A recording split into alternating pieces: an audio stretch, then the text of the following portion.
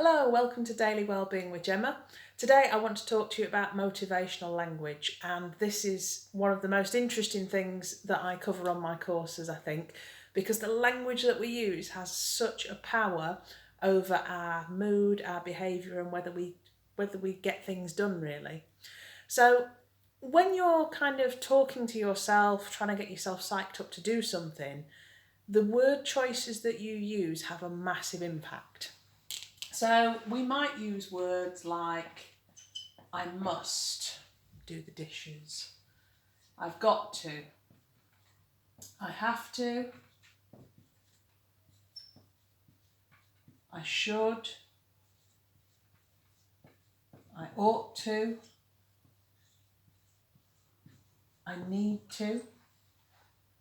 And just have a little think about those words. If you use them on a task that you've got on your to-do list for today, so, I must write that report, I have to do this thing. When you use this language, quite often, it creates a sense of pressure, of guilt. It can be a little bit daunting, and some people describe it as being quite heavy.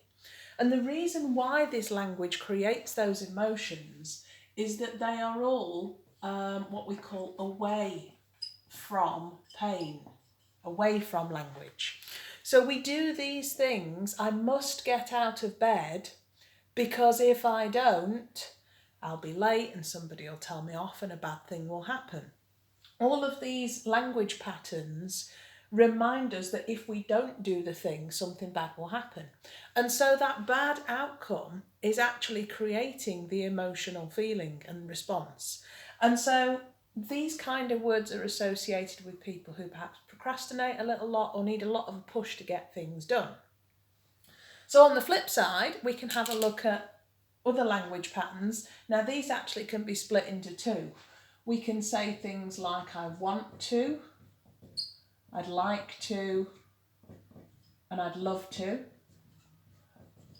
Now, for some things that really works. I want to learn the guitar, I'd love to be able to do this skill. But for some tasks it doesn't. If you're writing a report, you might not like to do it, and so these words might not feel genuine. In which case you can use other words such as I'm going to, I can, and I will. So whatever your task was, doing the dishes, writing a report, try out these words in your head. I'm going to do that. I can do that. I want to do that. And normally, when you take some time to do that, people feel a little bit more uplifted, like it's possible. They don't feel as under pressure, which might mean that they don't get started on it if they're a procrastinator type. But the reason why these words tend to make us feel lighter is that these words are towards pleasure.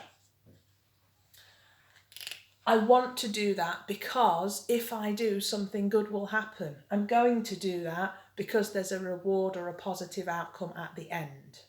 And you can be explicit when you're talking to yourself. You can say these words, I want to do it because, and remind yourself of why.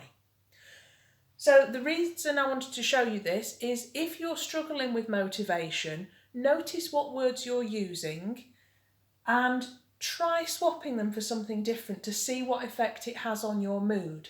Everyone is different. People will have a pattern already. But if you catch yourself saying, oh, yeah, I have to do this, try swapping have to for a different word and see if you feel any different about that task. This is about exploring what works for you and what helps you to get motivated. So try it out. Let me know how you get on in the comments. See you next time. Bye.